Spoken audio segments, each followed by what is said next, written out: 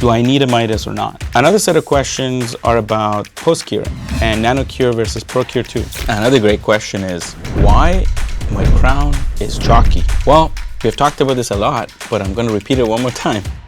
Hello, my name is Hossein Bassir. I'm co-founder and chief product officer at SprintRay. You ask a lot of great questions on our Facebook group.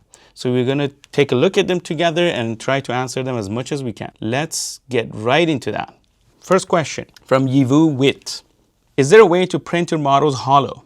If so, how to do it? So we just added a new feature to Raver Cloud that as soon as you pick the indication for dental models, you get the option to automatically hollow and add drain holes to the models so you can just print them like that.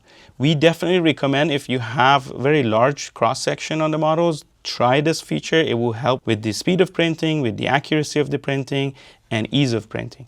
But if you have smaller models like the models for aligners, you don't necessarily have to do this, but you could. Nick Boyd is asking another great question.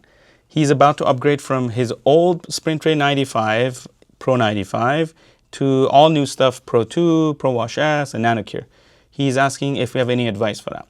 Well, first of all, congratulations. Second, if you want to benefit from the speed of printing on Pro 2, you can also opt in to get the Arch Kit for Pro 2.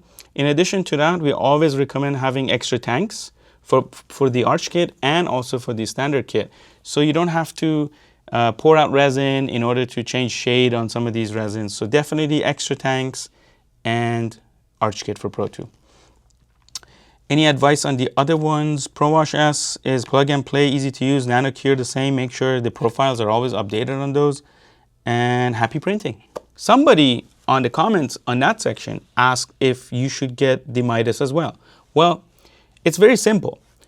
If you do a lot of restorations and you want to print them out, doing inlays and onlays, or even fillings, definitely get a Midas on the side. It's like a sidekick to the Pro 2, so you could get the benefits of using our highly filled materials that are only available on Midas. Danica Brennan is asking that she just got a Pro 2 and a NanoCure ecosystem, so congratulations. And she wants to start printing more than just night guards and inlay onlays and retainers. She wants to do some flippers and other things in-house. Great and awesome. Our recommendation for doing that is that if you don't have a design provider and you don't know how to design it yourself, definitely we can help you with that through Cloud Design. In addition to that, for flippers, we're about to put out the Apex Flex. It's already passed all the regulatory requirements, so it's ready to go. That will be a great resin in addition to the Apex family for doing any sort of flippers. So yes, the answer is that you can do almost anything, especially if you have Pro 2, is capable to do more than 15 indications, especially combined with our Cloud Design. You really don't need anything else. Another great question. Somebody just bought the retainer resin and they're asking if they can use ProCure 2 with that. Unfortunately, with all our efforts, ProCure 2 was unable to properly cure the retainer resin. So retainer resin definitely needs the NanoCure. So don't try curing it with ProCure 2 because it won't work. Part of that same post, somebody also recommended using AutoFlash. We have never validated the retainer resin on AutoFlash, so we don't recommend it at all. I don't even think it can do that, but that's beside the point. Use NanoCure and be sure about the full biocompatibility and mechanical properties. Ross Nelson is asking, can you preheat Pro 2 for Onyx Tough 2? The answer is yes, but you need to make sure that the Pro 2 has the latest and greatest software update so it can allow you to actually do the preheat from the home screen. There will be a button for preheat once you upgrade to the new software, and then from there it's just a breeze. Alan Gorashi is asking why the retainers are still sticky after washing and curing. And throughout the conversation that I actually had with him on that post, we figured that his ProWash is the legacy version of the ProWash. So unfortunately, the legacy version, especially now in 2025, is probably at the end of its life, depending on where and when it was bought. So the resolution to that is either hand washing if you're into doing that, or purchasing the ProWash S, which not only washes much better and faster, but also has a dry function, which definitely helps with getting rid of all the IPA residue at the end of the wash from the dental device. So in that way, combined with NanoCure, you're going to get great mechanical properties, a great wash, and the stickiness is going to be gone. Oh, this is another good one. So somebody's trying to press on the touch screen on the ProWash S and it's not responsive. So with any touch screen, since they use capacitive sensing, if you have a lot of static buildup on the screen, meaning let's say you have some liquid left on the screen because it's a washing machine, right? And also a lot of dust. So those things could mess up with the capacitive sensing on the touch interface of the machine. So the best case scenario, the best way to fix this issue is to actually turn off the entire machine, unplug it, and then clean the screen with a very nice cloth and a very soft cloth. Once everything is clean and nice again, plug it back in and turn it on. The static is gone and the screen is clean and it's good to go. Another great question. Azita Shahgaldi is asking if anybody has tried printing orthodontic brackets and buttons with SprintRay machines and resins. We have tried that internally. Since these things are very small and tiny and you want them to be actually tiny and low profile, you have to sacrifice on wall thicknesses and making them actually resistant to fracture. So as of now, I don't think any of our resins are able to print such tiny objects without them breaking. But if you wanted to just run your ideas and print them to see how they do turn out, definitely be my guest. The printers are capable to print anything you want. So there's this very interesting post from Mark Thomas. And I think Mark has a knack for taking things apart and looking inside of them. So he has taken apart a ProWash S. And I think it's a ProWash Legacy. It's the older version. And he's talking about pumps and how it's been designed. And he has some comments for us. And we appreciate that. We always love people who are this curious about doing these kind of things. Mark is suggesting that we should put some check valves in the ways of the pumps and how the piping has been done and the plumbing in the system. In fact, we also learned a lot from doing the legacy version, and we put in a lot of check valves and a lot of more filters into ProWash S to make sure that the machine is much more reliable and it will last a lot longer. Thank you, Mark. Thank you for your curiosity. We appreciate your comments and your feedback. Aideen is asking a great question. Hi everyone, we only print night guards with our Pro 95S. Can someone tell me how we can get the surface shinier and also smoother? The best way to do that is to use optical polish resin tank.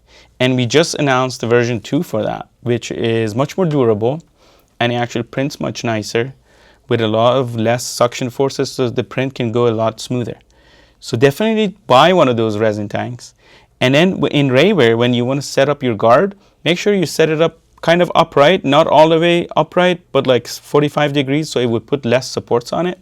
So the combination of less supports and also the optical polish tank on Pro 95S is going to give you a much better night guard at the end, cutting down on the polishing time and also the rest of the post-processing.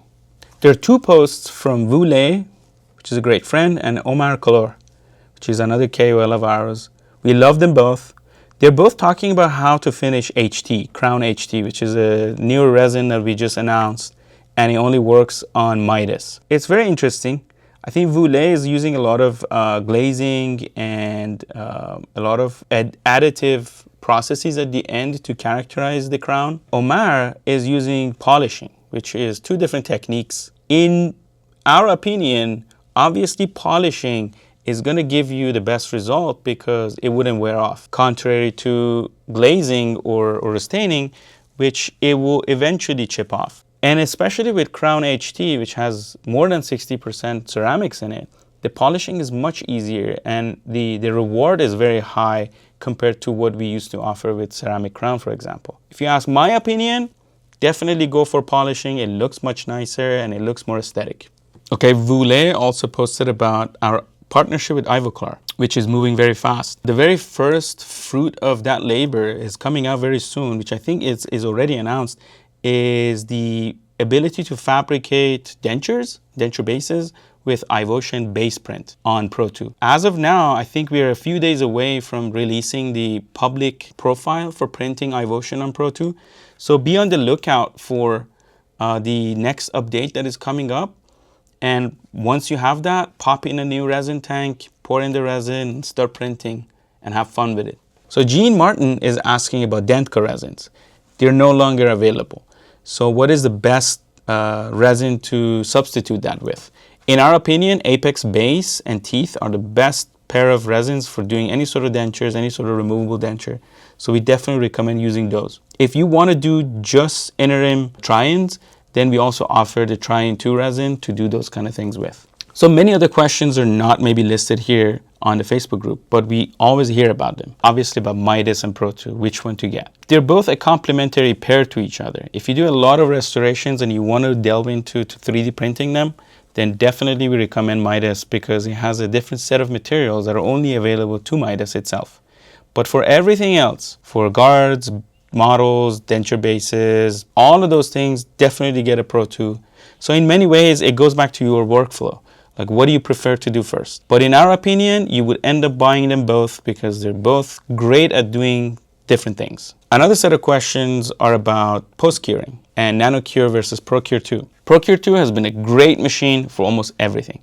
But our new generation of our materials do require a set of new standards in terms of curing. Part of every validation we do for all of our materials on the older side or on the newer ones, we always run them through both curing machines to make sure that we can support them both. But in many cases, especially with the new formulations, we find it more often than before that you have to have a NanoCure. NanoCure has dual wavelength and also dedicated heat. That's what it makes it different from ProCure 2. So because of different specs that we have on NanoCure, it's only possible to cure resins such as Retainer or Apex Flex that they have flexibility built into them with NanoCure only. So for those kind of workflows, we definitely recommend that you purchase a NanoCure. Another great question is, why my crown is chalky? Well, we've talked about this a lot, but I'm going to repeat it one more time. So with anything restorative that has infused ceramics in it, for two reasons. One of them is better mechanical properties, and second is not getting it chalky. We recommend wiping and then maybe spraying just a bit of alcohol on it and then blow drying it. Never put them into ProWash and never try to wash them with anything that submerges, because exposure to IPA with resins that have ceramics infused to them not only weakens the mechanical properties, but also gets them to look chalky, which then you either have to sandblast to get rid of or you have to heavily polish them. Some of these questions are about failed prints, and the culprit usually is resin not being properly stirred or the resin tank not being very clean.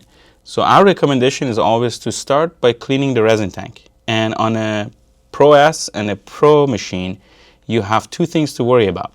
There's one glass on the printer itself that needs to be cleaned and should be streak free, so you have to clean it properly.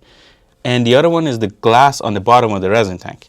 And you have to treat both of these things as if they're the lenses for your DSLR camera to make sure they're dust free, they're clean of streaks and everything. On Pro 2, you have to worry about the optical panel, which is very easy to wipe. So all you need to do is remove the resin tank and then wipe that glass. And then at the end, make sure there's no residue or anything on the bottom of the film on the Pro 2 resin tanks. And once these things are clean, usually you're good to go. And the final question is, can I get access to AI Studio by SprintRay? The answer is yes. Not right now yet, but very soon we're going to unlock it with a subscription service that you pay as you go, and you get access to doing your own crowns, inlay onlays, and we have many plans for Studio to do night guards and retainers very soon. So it's going to have a lot of features built into it that is going to be unlocked by subscription. Once again, this is Hossein Bassir, Chief Product Officer at SprintRay. Thanks for joining me today to answer some of these questions from Facebook. We are going to be doing more of these very soon. See you soon.